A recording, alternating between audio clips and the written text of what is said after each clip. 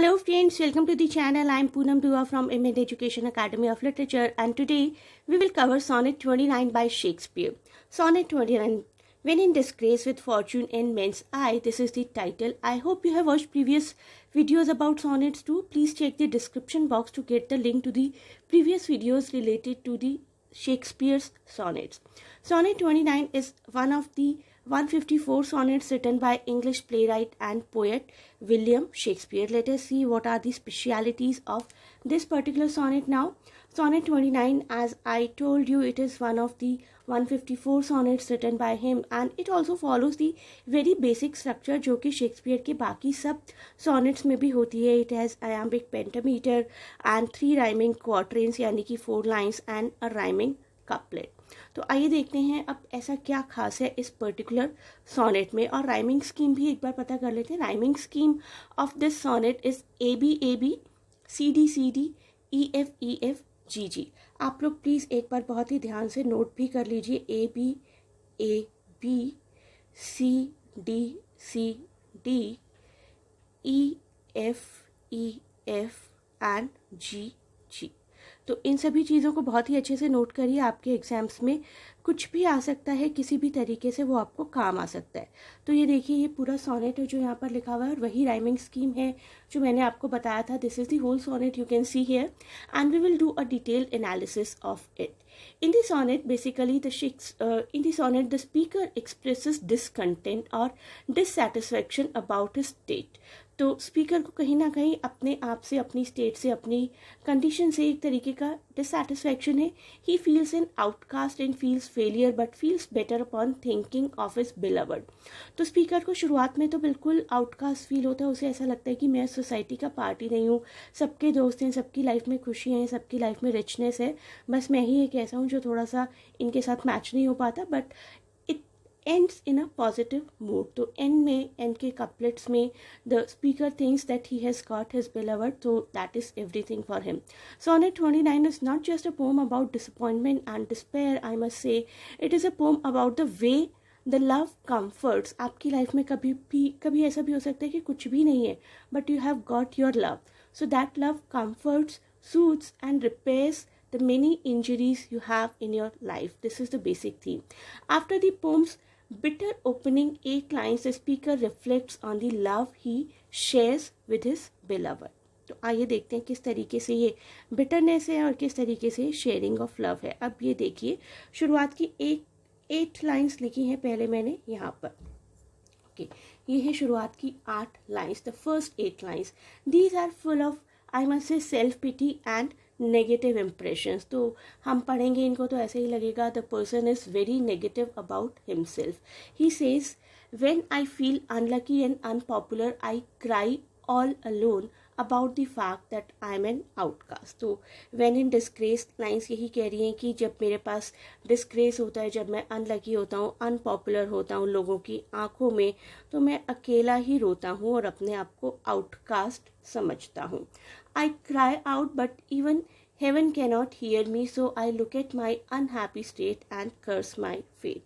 तो the speaker says कि मैं जब रोता हूँ तो हेवन भी मुझे नहीं सुनता है, तो मैं अपने आप को देखता हूँ, I look upon my self, और फिर अपने कर्स को, अपने भाग्य को कर्स करता हूँ. Actually I wish I was like the men with more hope or with better looks or with lots of friends around them. तो स्पीकर को भी ऐसा फील होता है कि शायद ज़्यादा होप होती है उनकी लाइफ में, बाकी लोगों की तरह उनके पास भी बहुत सारे फ्रेंड्स का पोजीशन होता.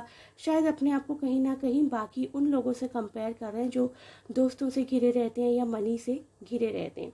सो I want that man skill and that man knowledge. तो किसी का आर्ट चाहते हैं वो, किसी की नॉलेज चाहते हैं, किसी का स्कोप चाहते हैं वो, तो बाकी लोगों का फॉर्च्यून अपने लिए चाहते हैं.